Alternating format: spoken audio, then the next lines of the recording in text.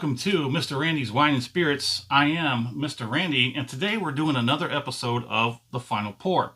If you're new to the channel, hello and welcome. If you're a returning viewer, welcome back.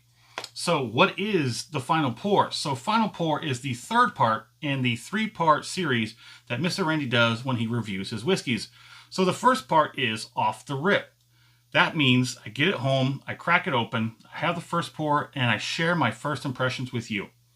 The second part, we get about halfway where I do the full review. I let the bottle open up. I let the whiskey open up in the bottle. See if it changes characters.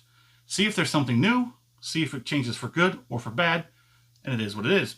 Then the final pour, which we almost missed this one. I got carried away. Be honest, I got carried away. Almost missed it. I said, wait, stop. You got to do the final pour.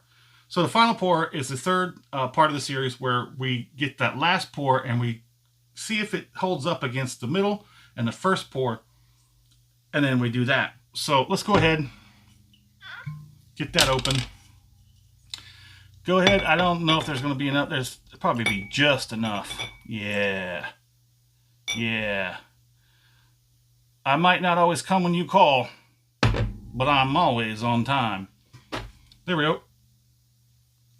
It's got a beautiful color. It's a little lighter than some of the other scotches, but it's got that nice light golden color. So this is a blend. Let's just keep that. It's a blended scotch, whereas it is a 46, which, I mean, you got to hand it to a blended scotch when it's got a 46% on it. It's got to be a good blend.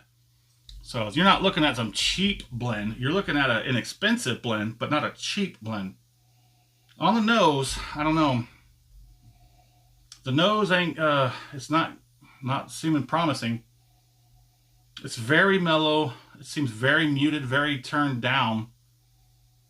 So I guess there's no sense in hanging around that one. I'm trying to go deep, but it's just like,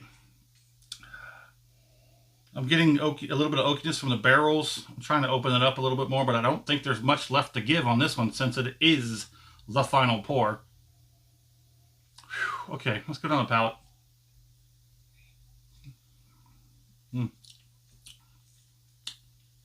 Okay, a little bit of a redemption here for the palate. It's much better than the nose. The nose seems very muted, like it's turned down to a 2. Like someone grabbed that dial and just went all the way down to 2. The palate, on the other hand, is just below mid. I'd give the palate maybe like a 4. On a scale like the 10, you know, because dials usually go up to 10. I'd probably give the palate a 4. It's very nice. It's very hanging in there. Let's get a finish on this.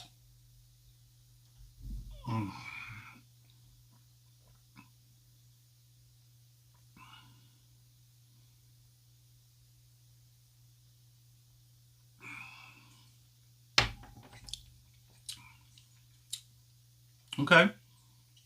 I'd probably give that finish a 5 out of 10. Ooh, maybe a 6. Because it's like it was starting to come down and there was a resurgence. It came back and get me like on the tip of that tongue. The tip, oh man, that's a pretty good finish actually. All the way to the final pour. If it weren't for the nose, this would be a good through and through bottle. It was very muted on the nose. The palate was much better than the nose. Like I said, nose 2, palate 4, finish probably a 6. That kind of ramps up. I'm kind of surprised at that. I don't remember everything I said on the full review, but I don't know. That's kind of weird how it's very rare that I get a bottle that once you get to that final pour that it has such a great finish on it. The nose is always expected to be a little muted. You get surprised every once in a while. The palate is more mid-range than it is anything else, clear across the board.